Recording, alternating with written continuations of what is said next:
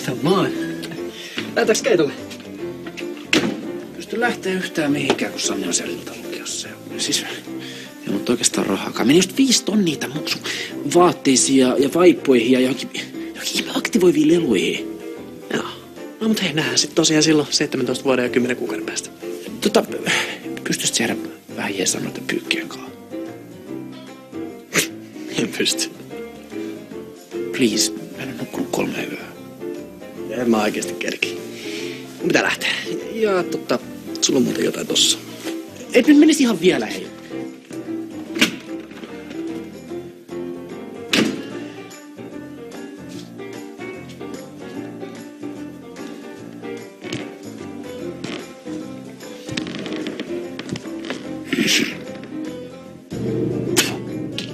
Anna pissi.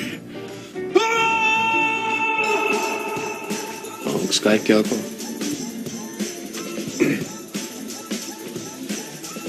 Ei se sua edes kiinnostaa, mä pilasin sun perhe-elämän. Hei, lopeta jo toi tiiminen. Tämä isyyshomma selvitetään nyt.